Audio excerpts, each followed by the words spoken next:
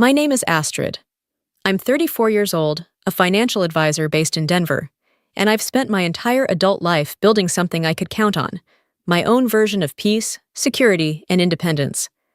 I thought I knew how to keep chaos at arm's length.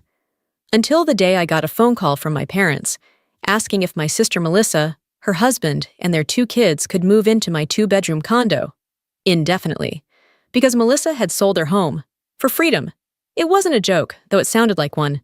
They'd bought a luxury van, quit their jobs, and hit the road to chase sunsets and self-discovery. But freedom doesn't pay for gas, or repairs, or groceries. And now, I was expected to bail them out, again. Only this time, with my home, my time, my peace. Before I tell you what happened, and what I chose to do, let me say this. I believe in helping family. I always have. But loving someone doesn't mean letting them set fire to your life just because they can't manage their own. This is the story of how I stopped being the family's safety net and started being something stronger. Someone who stands firm, even when the whole house leans on you. When you grow up as the responsible child, you don't notice it at first. It's not a label anyone says out loud. It's in the way people smile tighter when you enter the room. It's how your parents sigh with relief when you say yes, again, to something you didn't volunteer for. It's how your sister gets applause for showing up while you get silence for holding everything together. I'm Astrid. I was the reliable one. By 10, I was making my own lunches and alphabetizing the spice rack. At 13, I was babysitting for half the neighborhood. I tracked every dollar I earned in a spreadsheet long before it became my profession. My parents never worried about me. I didn't give them reasons to. That was Melissa's job. Melissa is 2 years younger, and from the very beginning, she spun chaos like it was an art form. Her world was glitter, broken pencils, and open doors. She once skipped an entire week of high school to follow a band across state lines. Her college savings vanished during sophomore year because she decided to move in with a guy she'd known for a month. When it all imploded, and it always did, it was me they called to pick up the pieces. My parents made excuses every time. "She's just finding herself," Mom would say, eyes soft. "She's got your mother's free spirit," Dad would add with a chuckle, like her recklessness was charming instead of dangerous. And me? I had common sense. I was the one who stayed home, who worked 3 jobs through college and still graduated debt-free. I bought my condo before 30. I planned. I prepared. I played it safe. I also played it alone. I never asked for much, never wanted the spotlight. I just wanted room to breathe. And if that room meant I got less attention, less affection, less patience, fine. I could live with that. Melissa, on the other hand, lived like someone else would always catch her. And they usually did. At 25, she married Rick, a soft-spoken electrician with a strong back and kind eyes. For a while, we all thought maybe she'd finally landed. Their wedding was modest, but ran over budget, and I ended up covering the overflow. Melissa promised to pay me back.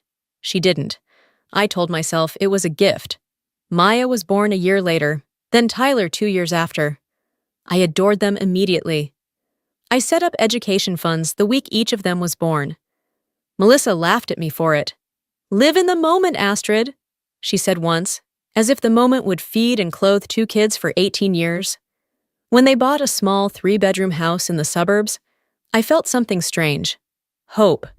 Melissa called me giddy after painting Maya's room purple and organizing Tyler's dinosaur collection. "You'd love it," she said. "It's finally starting to feel like a home." It did. For a little while. We slipped into a rhythm. Family dinners, birthday parties, holidays. I still played support staff more than sister, but I was used to it. When their fridge broke, I sent money. When Melissa had a last-minute emergency, I dropped everything. Every time, she promised it was the last time. It never was. I had my own life in Denver, one I had crafted brick by brick. My condo had a view of the lake and a home office I loved. I worked hard, kept to my rituals, dated once in a while, and felt no need to explain myself. It wasn't flashy, but it was mine. And it was peaceful. Melissa never understood that peace. She thrived in noise, in movement, in the illusion of freedom. I noticed it more in the last year, how she'd started romanticizing spontaneity. Her Instagram became a stream of van life couples and off-grid families posing in front of national parks. She started dropping phrases like corporate slave and escaping the matrix. At one barbecue, while scrolling her phone, she asked, "Don't you ever get bored living the same day over and over?" I looked at her. "No," I said simply. "I like knowing where I'll sleep each night." She gave me this look, pity maybe, or contempt. "That's so sad, Astrid." I laughed it off, but something in my stomach tightened. I should have known. I should have realized that look was a warning. Because not long after that, Melissa would burn down the house of stability we all thought she was finally learning to live in. And she'd expect me to stand in the ashes, holding the extinguisher. The announcement came on a Sunday, during what I thought would be a normal family dinner. Mom's lasagna, mismatched wine glasses, kids running wild. But something was off. The good china was on the table. Mom had actually ironed the napkins. I should have known. Melissa beamed as she sat down, gripping Rick's hand. "We have news," she said, eyes sparkling. "We sold the house." My fork froze mid-air. "You what?" Rick gave a half-smile that didn't reach his eyes. "We're starting something new." Melissa jumped in before I could ask another question. "We're going on the road, full-time, homeschooling the kids, seeing the country, breaking free from the system. It's something we've always dreamed about." "Always? Since when?" "Wait," I said. "You sold your home, the house you just painted last summer, the kids' school?" "They'll learn more from the Grand Canyon than they ever will in a classroom," Melissa said, brushing it off like it was the most obvious thing in the world. "We're building them a real education, real experiences." My parents clapped like someone had just announced a scholarship. "What a wonderful adventure," Mom gushed. "This is so brave, so modern." I looked at the kids. Maya stirred her lasagna in circles, and Tyler was unusually quiet. Not a word, not a smile. That was the first red flag. Later, after dessert, while Melissa scrolled Pinterest boards for van conversions, I found Rick alone in the kitchen, rinsing wine glasses like his life depended on it. "You really okay with this?" I asked quietly. He let out a breath. "It's what Melissa wants." "But what about what's best for the kids?" He paused, then shrugged. "She thinks we're all trapped. That the 9-to-5 grind is soul-deadening. That the kids are being programmed for mediocrity. And you?" He glanced over his shoulder. "I think she's just restless, obsessed with this idea that everyone else is living a better life. You've seen her feed. Every picture-perfect van family out there." I had. And I knew what he meant. Do you have a plan? Budget? Emergency fund? What happens if the van breaks down in the middle of nowhere? Rick's expression darkened. "Melissa says we're overthinking, that the universe will take care of us." Ah, the universe. When people say that, they usually mean you. Within a month, the house was gone. They sold it for more than asking, thanks to the hot market. But instead of saving for emergencies, Melissa went all in. She posted every step like she was running a travel blog. The custom Sprinter van, the bamboo interior, the solar panels, the composting toilet. "Freedom isn't cheap," she captioned one post, posing barefoot in the van's kitchenette, while Maya looked on from the corner, visibly tired. They spent over $90,000 before even hitting the road. Meanwhile, the kids had to give up most of their belongings. Tyler cried when he had to choose only 3 dinosaurs to bring. Maya's bookshelf ended up at Goodwill. I invited Melissa to coffee one afternoon, hoping to reason with her. "What's your plan for healthcare? Schooling materials? Winter?" "You're always so afraid," she said, sipping her latte. "It's why you're stuck in your routines. We'll figure it out. That's the beauty of this life. Flexibility. But kids need structure. They need security." "That's corporate propaganda," she said, eyes bright with borrowed wisdom. "They're learning to adapt, to explore. Our ancestors didn't sit in cubicles. Our ancestors also had a life expectancy of 40, I muttered. She didn't laugh. 2 weeks later, Rick quit his stable job. 6 years. Benefits, all gone. They threw a farewell party before departure, complete with a cake shaped like their van. My parents were glowing with pride. I stood in the back, holding a paper plate, and wondering how I was the only one who could see the iceberg ahead. "Aren't you proud of your sister?" Mom asked, sliding up beside me. I didn't answer right away. "She's taking control of her life," she continued, "doing something courageous." I glanced across the room at Melissa, who was photographing the cake while Maya quietly picked at the frosting. "It feels less like courage," I said, "and more like abandoning responsibility." Mom's face hardened. "Not everyone wants to live a safe little life like yours, Astrid. Some people want more than paychecks and Excel spreadsheets." It landed like a slap. I went home that night angry. Not at Melissa, not even at my parents, at myself. Because no matter how reckless her decisions were, I knew exactly how this would end. And I knew, when it did, they'd all come knocking at my door. Again. It started with a voicemail. "Hey, Astrid, it's Mom. Just a quick thing. Melissa and the kids are getting the van back soon, and we were thinking, since you've got that extra bedroom and office, maybe they could stay with you for a little bit, just until they get back on their feet. Shouldn't be more than a few months. We told them you'd probably be fine with it." I played it 3 times to make sure I heard it right. They told them I'd be fine with it. No one asked me, no warning. Just a plan already in motion. My space, my money, my life, already committed in my name. I called them immediately. "Wait, you told Melissa they could move into my condo?" I asked, trying to keep my voice level. "Well," Mom said carefully, "we might have mentioned it as a possibility." Dad chimed in. "It's not forever, just a few months. You have the room and the means." My stomach turned. "You mean the office I use to work from home? You want 4 people to live in my 2-bedroom condo, indefinitely, and you promised this without even asking me." There was a long pause, then Mom said it. "Family helps family, Astrid." Ah, the classic.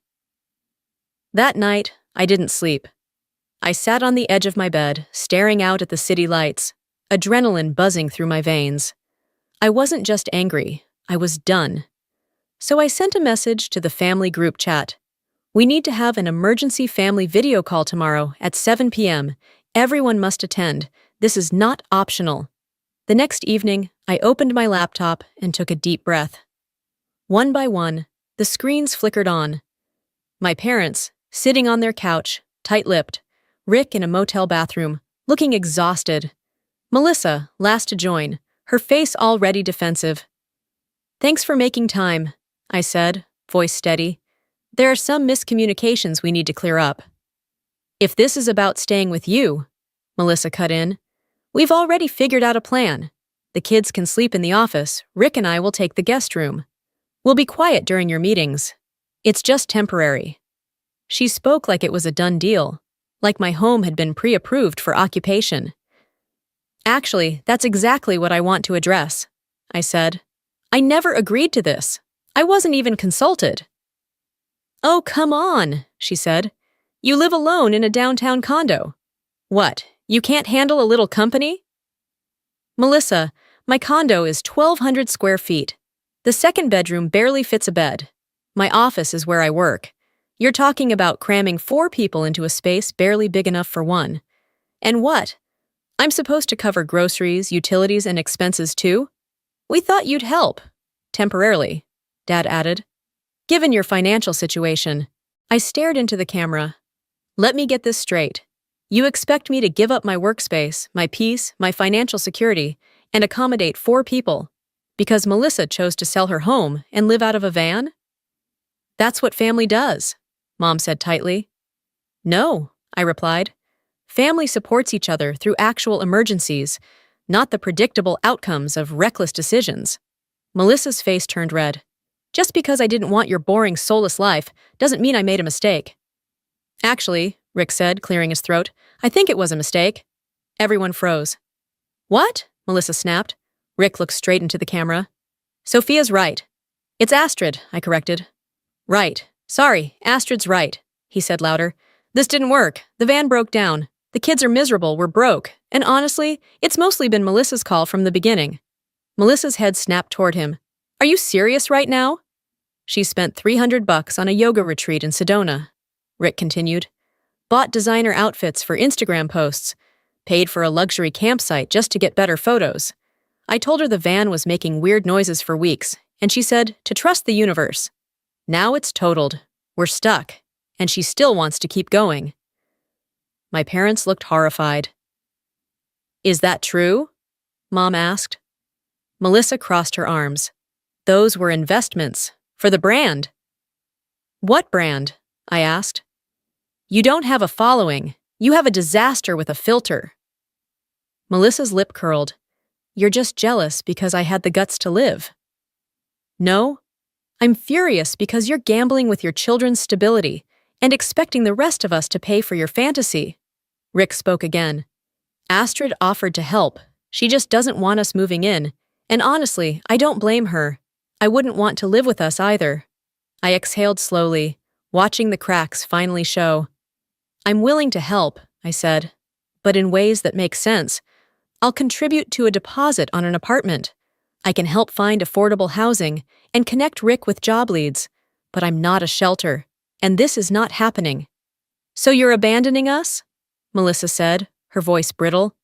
I'm refusing to enable you. You're heartless. No, I said. I'm tired. I've paid for your wedding, your rent, your kids' education funds. I've rearranged my life again and again for your emergencies, and it never ends, because no one ever says no to you. Well, I'm saying it now. Silence fell like a dropped stone. Finally, Dad spoke. She has a point, Mom bristled. So that's it? You're letting your niece and nephew go homeless? Rick stepped in. They won't be homeless. I'll find a way. We'll find a way. But Melissa needs to stop pretending this is everyone else's fault. Melissa's square vanished from the screen with a furious click.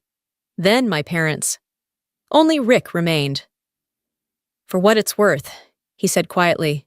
You're right, and thanks for standing your ground. Then he was gone too.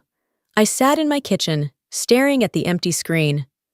My hands were shaking, but for the first time in my life, I wasn't the one cleaning up someone else's mess. I was simply standing still and letting them face the wreckage they'd made. The next morning, I didn't go to work. I went to a quiet coffee shop, opened my laptop, and started planning. Not for Melissa, but for the kids. I looked up rental listings near where they were stranded in Nevada. 2-bedroom apartments ranged from $850 to $1,100, reasonable compared to Denver. I found 3 in decent neighborhoods with solid school districts. Then I pulled up construction jobs nearby. Rick had experience. He could get hired quickly, even if just short-term. I ran numbers, mapped expenses, built a budget. It was muscle memory at this point, problem-solving, but this time, on my terms. That night, I messaged Rick privately. I have a plan. Want to talk? He answered almost immediately. We video called while Melissa took the kids to the motel pool. He looked wrecked. We're down to 3 days here, he said. After that? I don't know. I shared the listings, the numbers, the strategy. His face shifted, cautious hope breaking through fatigue. This could actually work. It's not a loan, I told him. I'll pay the deposit and first month's rent for Maya and Tyler. He swallowed hard. I don't know what to say. Just get them stable, I said. That's all I want. 2 days later, Rick signed a lease on a modest 2-bedroom. The kids would start school after the break. He sold the van to a parts dealer. Melissa reluctantly agreed, barely speaking to me, but going along because she had no better option. I didn't feel guilty. I felt clear. For the first time, I was helping in a way that wasn't about erasing someone else's mistakes. I was building something solid, something sustainable. My parents didn't thank me. Not at first, but a week later, my dad called with questions about his retirement account. His voice was softer than usual.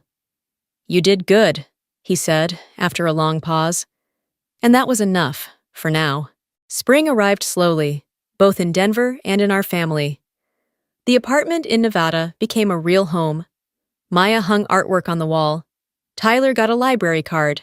Rick kept his construction job and earned a promotion. Melissa found part-time work at a bakery. She rarely posted on social media now, as if the dream she had tried to sell the world had faded quietly into something real. We didn't become close again overnight, but the silence from my parents thawed gradually. My mom started sending photos of Maya's school projects. Dad forwarded articles about budgeting tips, like peace offerings in disguise. I visited them during spring break. Melissa was different. Not softer exactly, but grounded. That night, standing on the apartment patio, she looked out at the parking lot and said, "It's not the Grand Canyon, but the kids smile more here." She didn't apologize, but her voice had lost its sharpness. "I'm trying," she added. I believed her. Later, Maya curled up beside me on the couch, showing off her certificate for Student of the Month. "Remember the van?" she whispered. "I used to cry a lot." I wrapped my arm around her. "Yeah, I remember." "I don't cry anymore." That night, I lay in bed and finally felt peace. Not because I fixed everything, but because I didn't. I held the line. And somehow, that gave all of us a chance to build something better. Love without boundaries becomes obligation. But love with intention, that becomes freedom. The real kind. I'm Seren Waverly. The daughter no one expected anything from. The one who was always too serious, too quiet, too invisible to fail or succeed. I never planned on making a statement at my sister's wedding. In fact, I nearly declined the invitation altogether. But when your mother calls and says, "It's Lyra's big day," at least show up looking decent. You don't really get to say no. So I did what I always do. I showed up, polished but muted, dignified but non-threatening, just enough to blend in, not enough to cause a stir. My navy dress was classic, understated, my heels soft-stepping, my smile quieter than the chandeliers overhead.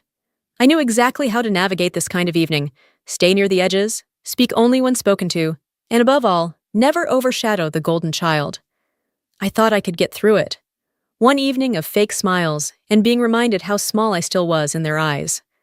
I thought I could endure it, like I had every holiday dinner, every family photo, every backhanded comment for the last 20 years.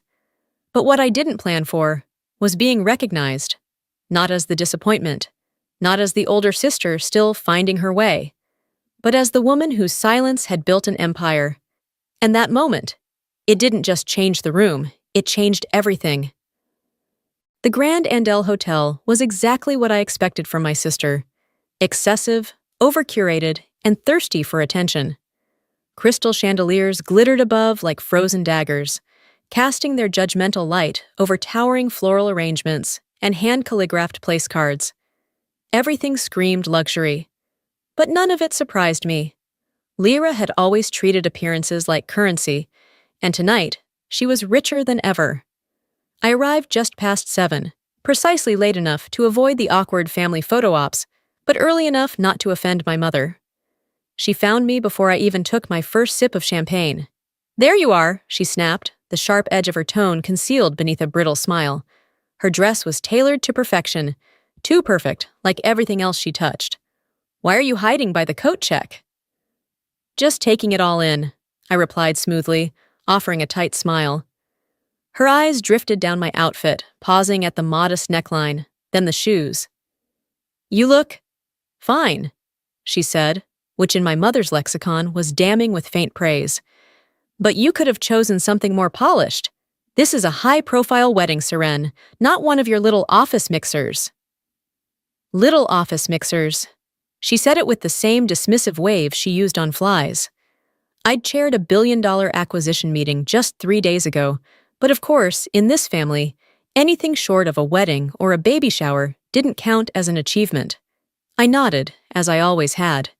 She turned away before I could speak, scanning the room for someone more valuable to talk to. She never asked about my work. She never had. I stood near the marble pillars, a quiet part of the architecture, the place I'd always occupied, seen but not important, included but never considered. And then, as if summoned by the universe to complete the performance, Lyra made her grand entrance. She floated in like a swan through a sea of sycophants, radiant in her bespoke gown, arm in arm with her new husband, Declan, the heir to a family-run tech dynasty. Her smile was the kind that didn't reach the eyes, the kind that needed an audience. "Saran!" she called, as if we were old friends, rather than years deep into a cold war of subtle sabotage. I braced myself. She stopped 2 steps away, lifting her champagne flute like a prop. "Still lurking in corners at parties?" she said, loudly enough to catch the attention of the nearby crowd. I kept my voice neutral. "Only the ones worth attending." Declan chuckled, assuming it was all in good fun. "She told me you work at that— what was it? Rainbow Consulting?" "Aurora," I corrected, gently but firmly. Lyra waved her hand with mock apology. Right. The boutique one, still helping small businesses and doing freelance things?" "It keeps me busy," I said, my tone perfectly even. She leaned closer. "You know, Mom and Dad were really worried about you for a while. No ring, no real career, but you're still trying. Independence counts for something. Even if it doesn't pay much." The comment bounced off me. Not because it didn't sting, because I'd been inoculated over the years. Back in school, I was the one who earned honors, scholarships, internships. Lyra? She barely graduated. But charm is a kind of currency too. And she spent it well. Dad made a few calls. A family friend pulled strings. Lyra landed at Arvintech as an entry-level analyst and climbed the ranks fast. Not because she was the best, because the path was paved. Me? I was told to be realistic, to manage expectations, to stay safe. So I did what no one expected. I built my own path. In silence, in shadow.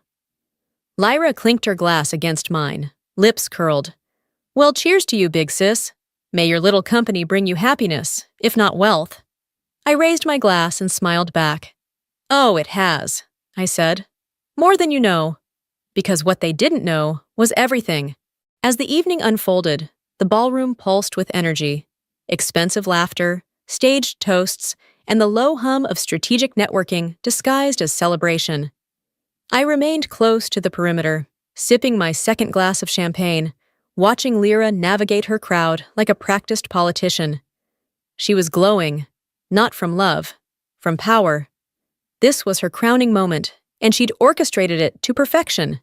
Until she made an announcement. A soft clink of silver against glass silenced the room. She stood near the jazz band's platform, her silhouette luminous under the chandeliers. "I just want to thank everyone for being here tonight," she said, her smile rehearsed and photogenic. "This day means everything to me and Declan, of course, but it's also special because someone very important is joining us shortly." She paused. "Richard Carr, the CEO of Arvintech, will be arriving in just a few minutes." A collective gasp and murmurs followed. Carr never attended employee functions, but Lyra wore her faux humility like a sash. "I guess I'm not just any employee." I didn't need to guess. I already knew. Richard Carr had been trying to secure a face-to-face meeting with the CEO of Aurora Consulting for the past 3 months. His board had sent over proposals, partnership drafts, and multiple urgent requests. I'd read every one of them, and ignored them, strategically. Let them wait, let them sweat. Because I don't chase power, I attract it. And tonight, Richard Carr would finally meet the woman he'd been chasing, all while standing under a crystal chandelier at someone else's wedding. The double doors swung open with ceremonial timing. The room hushed as if cued by an invisible conductor. Richard Carr entered like a storm in a tailored suit, tall, silver-haired, calm. He scanned the room once. His eyes passed over Lyra, over Declan, over the crowd, and then they locked on me. For a beat, there was nothing. Then recognition flickered. Surprise. And finally, respect. He cut straight across the room, bypassing the bridal table entirely. "Miss Waverly," he said, extending his hand. "I didn't expect to see you here." Dead silence. My champagne glass paused mid-air. Across the room, my mother's brows furrowed. Declan leaned into Lyra, whispering something confused. Lyra's smile froze on her face. I took his hand with poised indifference. "Mr. Carr, it's good to see you." He smiled wider. If I had known you'd be here, I would have delivered our proposal in person. We've been hoping to get on your calendar for weeks. By now, every conversation in the room had died. Every head had turned. Lyra took a step forward, confusion dawning into dread. Wait. You two know each other? Richard turned, finally acknowledging the bride. Oh, you must be the one from Arvintech. Lyra, was it? She nodded, eyes flicking between us. Didn't you tell me your sister runs Aurora? He asked, genuinely puzzled. Lyra blinked. What? No, she runs some consulting thing, I think. Something small. He frowned slightly. Aurora Consulting isn't small, Miss Waverly. It's a market leader. We've been exploring a merger for months. My mother gasped. My father dropped his fork. Declan stared at me like I'd grown a second head. I turned to them, still calm. It started small, out of a shared office in Queens, actually. 12 years ago. Now we advise over half the Fortune 500. Richard nodded proudly. Her team is top tier. We need Aurora. Arvintech's financial model isn't sustainable without restructuring. Lyra's voice cracked. Merger? What merger? I met her eyes, letting the weight settle. Aurora has been in talks to acquire Arvintech since late last quarter. It's nearing the final phase. Her mouth opened, but no sound came. I tilted my head. No one told you? Huh? My voice wasn't cruel, but it didn't need to be. Truth, when delivered at the right moment, cuts sharper than spite. Why didn't anyone tell me? She whispered. Maybe, I said, because you never asked. The crowd wasn't whispering anymore. They were gawking. Phones hovered midair. My parents sat frozen, mouths open, eyes darting between me and the man who just confirmed everything. The spotlight Lyra worshipped had shifted, and it was now aimed where it always should have been. On me. The velvet lounge off the main ballroom was meant to be a retreat for the bridal party, a quiet place for touch-ups and nerves. But that night, it became a battleground. Lyra, Declan, my parents, and I stood beneath the dim sconces and silk-draped walls. No audience this time. Just 4 people, and years of unspoken hierarchy unraveling by the second. You couldn't wait, could you? Lyra snapped, stepping toward me. Her makeup was flawless, but her voice was cracking. You just had to ruin my wedding. I didn't ruin anything, I said evenly. I didn't make Carr show up. That was your performance. You could have warned me. I arched a brow. Why? So you could tell him not to shake my hand? Her eyes flashed. You made me look like an idiot. No, I said. You did that. By assuming I was still beneath you. My mother stepped in. Girls, enough. This isn't the time. Isn't it? I turned to face her fully. You've spent years telling me what's appropriate. When to speak, what to wear, what dreams were worth having. Now you're embarrassed because the one you all ignored turned out to matter? She flinched. My father cleared his throat, like he always did when he didn't know what else to offer. Seren, honey. We didn't know. You never told us. No, I said. You never asked. That landed harder than I expected. My mother's lip trembled, but I wasn't done. Do you remember my senior year of college? I continued.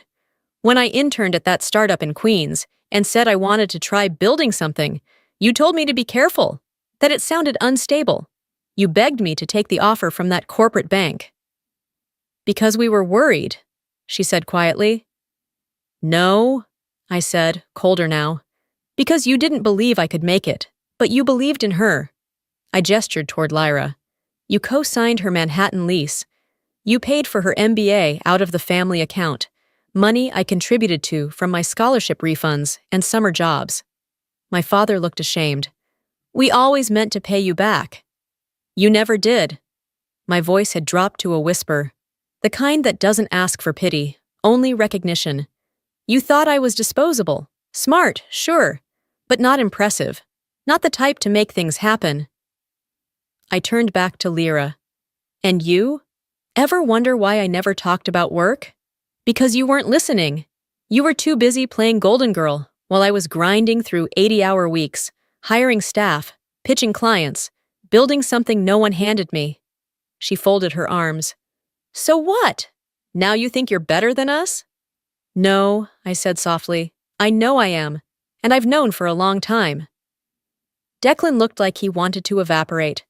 My mother sat down on the edge of a chaise, her posture folding in on itself. We made mistakes, she whispered. But we were trying to protect you. The business world is cruel, especially for women. And yet here I am, I said, voice sharp. Standing, thriving, running the company that's about to rescue your precious Arvintech from collapse. Lyra looked like the air had been knocked out of her. Rescue? You think this merger is some cute collaboration? I asked. Richard Carr doesn't collaborate when his numbers are bleeding red. He begged us. I just gave him enough rope to feel like it was his idea. My father stood again, more defensive now. You're talking about acquiring the company where your sister works. What happens to her? That depends entirely on her, I said. And whether she's capable of standing without a hand up. Lyra blinked, eyes glassy now. So this is it? Revenge? I took a slow breath. No, this is accountability. She sank into a chair, shoulders slumped. The glow was gone. The golden girl was no longer gilded, just a sister sitting in the ruins of her assumptions. I didn't gloat. I didn't smirk. I simply stood taller than I ever had in their presence. For the first time in my life, I wasn't the backup plan. I wasn't the dutiful daughter or the afterthought. I was the force they never saw coming. 2 weeks later, I stood before the glass doors of Arvintech's headquarters, watching my own reflection blur into the skyline. The building had always symbolized prestige in my family. Where Lyra worked, where success was measured in floor numbers and corner offices. Now it was mine to restructure. I walked in without fanfare, dressed in a tailored black suit, heels that clicked with intent, and the quiet gravity of someone who no longer needed to prove anything. The receptionist recognized me before I gave my name. Her eyes widened, but she didn't speak. She didn't need to. Everyone in this building had read the press release. The boardroom was already full when I arrived. 12 seats, 12 executives who'd spent the last month scrambling to prepare for what they called a strategic acquisition. Richard Carr stood when I entered. Miss Waverly, he greeted, gesturing to the chair beside him. I nodded, took my seat, and laid out my notes. In the past quarter, I began, Aurora has conducted a full review of Arvintech, its finances, structure, leadership, and risks. I looked up. Every eye was on me. We've come to a conclusion. Arvintech has potential, but it's been managed by legacy, not merit. That ends today. A ripple of discomfort moved through the room. Going forward, leadership roles will be reassigned based on competence, not last names. Promotions will come from within. Redundant positions will be eliminated. This isn't punishment, I added. This is correction. From the corner of my eye, I saw movement through the glass wall. Lyra, my father, my mother, watching silently. Lyra looked different, simpler, real. I continued. Departmental reorg begins next quarter. All decisions will go through Aurora oversight. Richard leaned over. You're more ruthless than I imagined. Not ruthless, I replied. Just clear-eyed. He smiled. And your sister? She'll receive an offer. Entry level. She can earn her way up. Through the glass, Lyra lowered her gaze. That afternoon, we sent out contracts. One to Lyra, one to my father, one to my mother. No one responded. Until the third day, Lyra arrived in flats. No makeup. Hair pulled back. She held the contract. Do you mean it? She asked. Entry level? Yes. Everyone earns their place at Aurora. I don't know if I can do that. Then don't, I said. You have a choice. She paused. I want to try. It wasn't an apology, but it was a start. Later, my parents came. No apologies, just truth. My mother said, we were wrong, about you. I said nothing, because silence now was enough. That night, long after the last meeting ended and the final contract was returned, I sat alone in my office. The city buzzed beyond the glass, skyscrapers blinking like silent applause. But I didn't need it. Applause was for performers. I was an architect. I reached into the drawer on my right and pulled out a small velvet pouch. Inside was my grandmother's locket, the one she gave me the day I left college with no job, no connections, just the quiet conviction that I wasn't wrong for wanting more. I opened it gently. The note inside was creased but intact. Her handwriting was sharp, elegant. Success isn't about who believes in you at the end. It's about who you believed in at the start, yourself. At 23, that message was all I had. I was broke, underestimated, and exhausted. But I wasn't broken, because deep down, I had never doubted that I could build something real, something mine. Now people believed. They saw the headlines, the power suits, the conference keynotes. But none of that was the victory. The victory was that I didn't need their belief to get here. That was the part they never understood.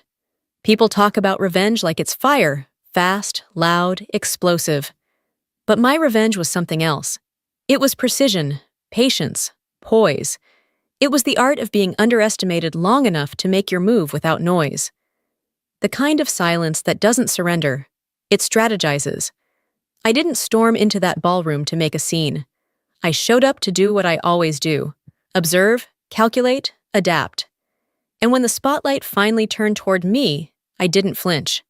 I stepped into it, because I had built myself for that moment. Quietly, deliberately, relentlessly. If you're listening to this and you've ever been told you're not enough, not strong enough, not smart enough, or just not seen, hear me now. You don't need to shout to be heard. You don't need validation to be valuable. And you don't need permission to become powerful. Let your work be your response. Let your excellence be your rebellion. Let your silence be your storm. Because sometimes, the most dangerous person in the room is the one they forgot to count.